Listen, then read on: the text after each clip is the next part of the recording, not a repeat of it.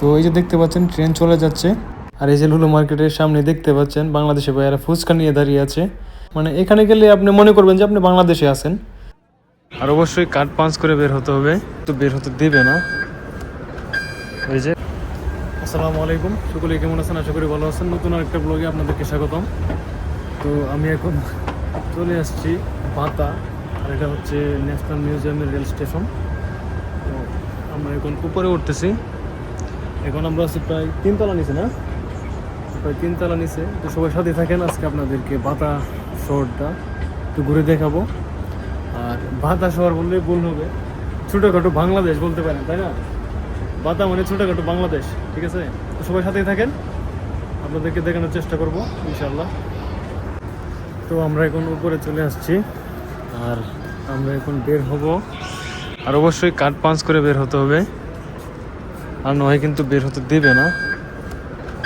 এই যে card punch করার সাথে সাথে গেট খুলে গেছে। তো চলেন সামনের দিকে যাওয়া যাক। এই যে আমরা চলে আসছি বাহিরে, ন্যাশনাল মিউজিয়ামের বাইরে। তো ওই দিকটাতে মনে হয় আছে সনি বিল্ডিং, না? তো আমরা যাব সনি বিল্ডিংয়ে। ওইখানে আমাদের কিছু জিনিসপত্র কিনতে হবে। সকলে সাথে থাকেন। আর এটা হচ্ছে আমরা ন্যাশনাল মিউজিয়াম স্টেশন থেকে বের হলাম মাত্র। তো এই যে আমরা চলে আসছি সনি বিল্ডিংয়ের কাছে। তো এখন আমরা ওইখানে যাব, গিয়ে আমাদের একটা জিনিস আছে ওটা চেঞ্জ করে নিতে হবে। চলেন ঢুকা যাক। তো এই যে আমরা চলে আসছি। তো এখন আমাদের কাজ শেষ, তাই আমরা নেমে যাচ্ছি। আর যারা রিয়াদে থাকেন তারা অবশ্যই চিনেন এই মার্কেটটা। এটা হচ্ছে অনেক বড় একটা মোবাইল মার্কেট। আমার ভিডিওগুলো পেতে ইউটিউব থেকে সাবস্ক্রাইব এবং ফেসবুক থেকে ফলো দিয়ে পাশে থাকতে পারেন। তো সনি বিল্ডিংয়ের কাজ শেষ হওয়ার পরে আমরা 5 বিল্ডিংয়ের পাশ দিয়ে যাচ্ছি। আর ভিডিওর প্রথমেই কিন্তু বলেছিলাম যে ছোটোখাটো বাংলাদেশ বললে ভুল হবে না।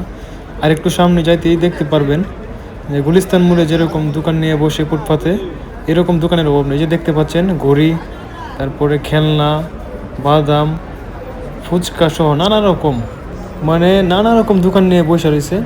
এক কথায় বাংলাদেশ। এই যে দেখতে পাচ্ছেন খেলনা নিয়ে বাংলাদেশি ভাইয়ারা আমার, তারা কিন্তু বাংলাদেশি, বেশিরভাগই বাংলাদেশি ভাইরা এখানে ব্যবসা করে। আর আমি কিন্তু এখন যাচ্ছি সেই ভাইরাল খুফরির নিচে। তো সৌদি আরবে যারা থাকেন রিয়াদে তারা বুঝতে পারবেন যে এই ভাইরাল খুফরিটা কি, আমি আসলে বললাম না। তো এটাই সেই ভাইরাল জায়গা। তো এখন আমরা যাব লুলু মার্কেটে। তো লুলু মার্কেটের কাজ শেষ করে আমরা বের হয়ে পড়লাম। আর এই যে লুলু মার্কেটের সামনে দেখতে পাচ্ছেন বাংলাদেশে ভাইয়ারা ফুচকা নিয়ে দাঁড়িয়ে আছে। এখানে কিন্তু অনেক ফুচকার দোকান রয়েছে।